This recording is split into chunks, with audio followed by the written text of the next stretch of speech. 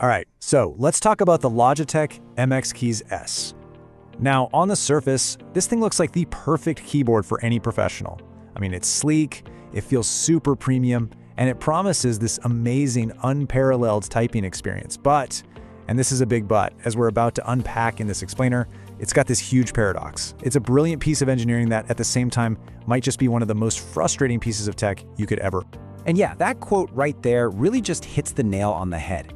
How can something be so good, yet so incredibly flawed? And we're not just talking about a simple list of pros and cons here.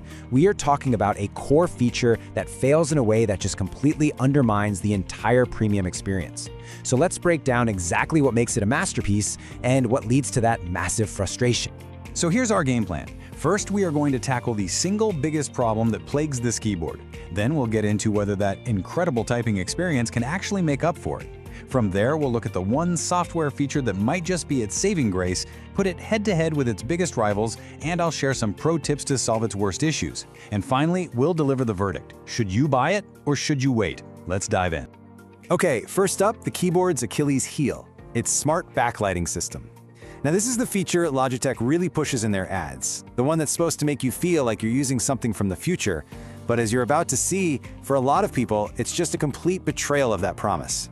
So right at the heart of this whole problem is a little piece of tech called a proximity sensor. The idea is actually simple, and it's brilliant. As your hands get close to the keyboard, the keys light up. When you pull your hands away, they fade out to save battery. I mean, when it works, it feels like magic. The problem is, it doesn't always work. And here is that paradox in action. You see this beautiful, even backlighting, and you think, wow, that's perfect. But the reality is, for about 20% of users, especially in a dimly lit room, that proximity sensor just fails. You end up having to wave your hands over the keyboard or tap a key just to wake the thing up, which completely defeats the purpose. And even worse, sometimes the light from your monitor can actually trick the sensor, leaving the backlight stuck on. And this is the devastating consequence of that flaw.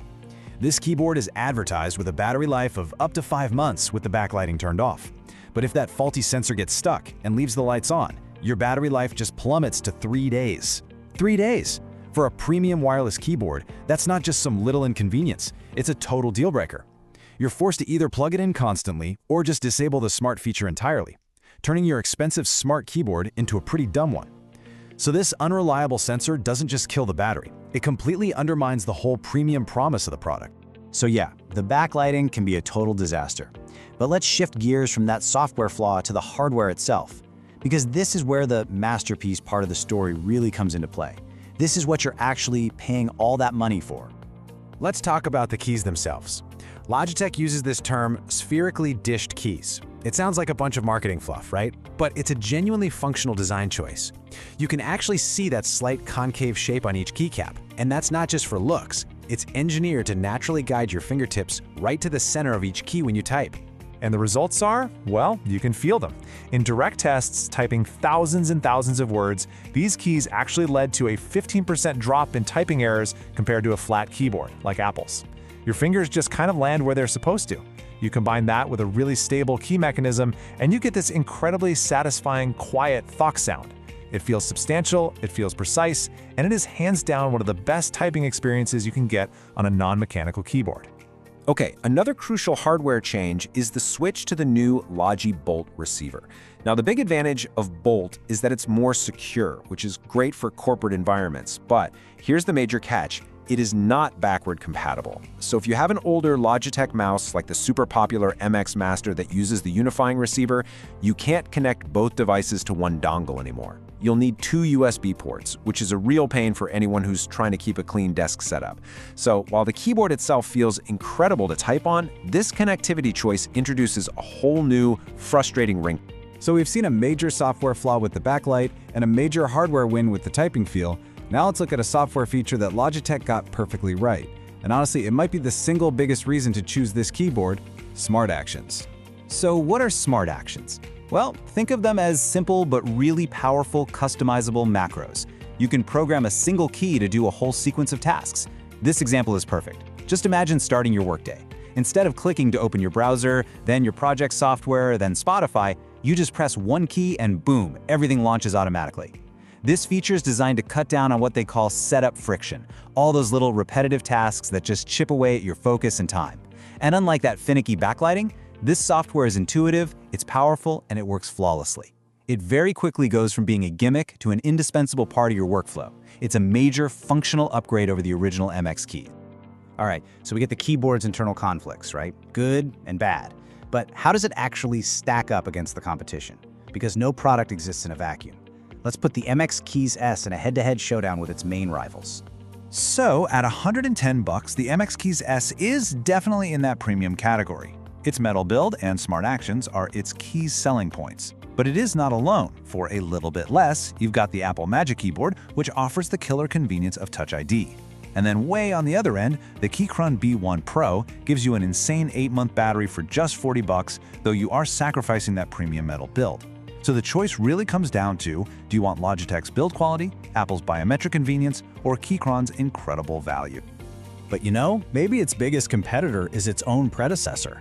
I mean, look at them side by side. The physical changes from the original MX Keys to this new Keys S are tiny. The S model adds a dedicated emoji key and a dictation key, and that's about it. If you already own the original, these small changes are absolutely not worth the upgrade. The real difference is the software, specifically those smart actions. So what this all means is that while it might have the best build quality in its class, it's facing some really intense pressure from both Apple's convenience and Keychron's unbeatable value. Okay, so let's say you've decided to buy it, or maybe you already have one and you're running into some of the issues we've talked about. This next section is for you.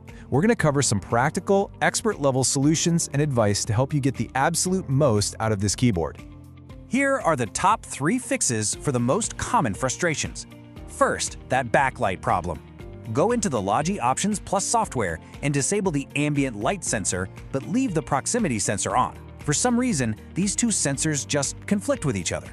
Second, if a firmware update gets stuck, don't do it over Bluetooth. Just plug the keyboard in with the USB-C cable and use Logitech's offline update tool.